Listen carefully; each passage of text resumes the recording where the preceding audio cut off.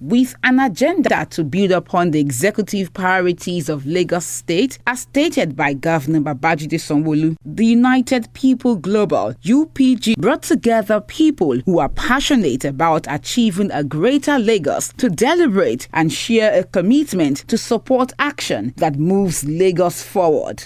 Speakers in their various presentations spoke on how to improve low-cost private education, safeguarding access through improved data availability, accountability, and transparency. The government should be a guarantor and not the sole provider of education for their citizens. Although we're all clamoring for free public education, education cannot wait. Our children need to be educated.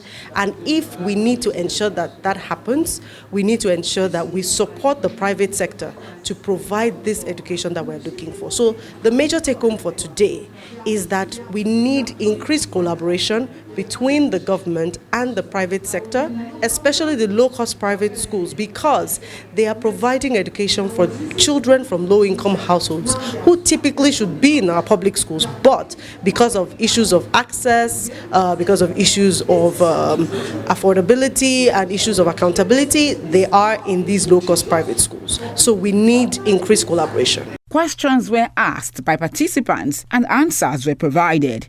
The Director General, Office of Education Quality Assurance, Mrs. Abiola Seriki Ayeni, told Education Report on TV that the Lagos State government has placed capacity building for its teachers on its priority list. We're focusing on ensuring that our teachers are well taken care of, that we're hiring a lot more teachers to make up for the gap that we've had in recent years.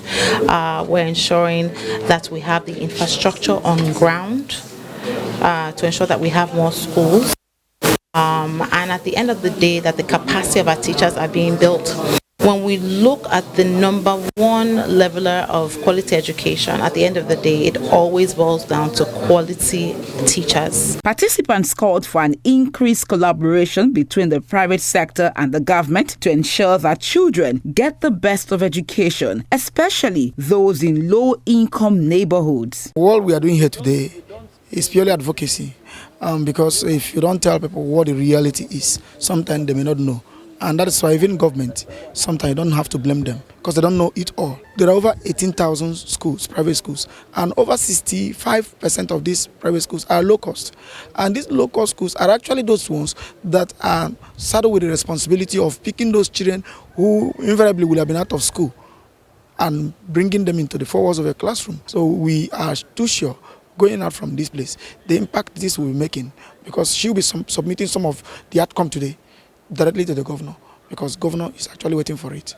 So we hope that a whole lot of things will change around, including policies that will enable low-cost private schools to operate effectively and efficiently. It is a sort of collaboration for the development of every child, particularly in Lagos State, which I think is a good development for us to be able to come together and see how we are going to make sure no child is left out in day-to-day activities in the school, to make sure every child attend school in any direction, probably rural or urban. They should attend the school. So it's very important and key. They also called for a grading system for low-cost private schools to unlock solutions to issues of finance and support. They believe low-cost private schools can achieve the best if properly coordinated and supported.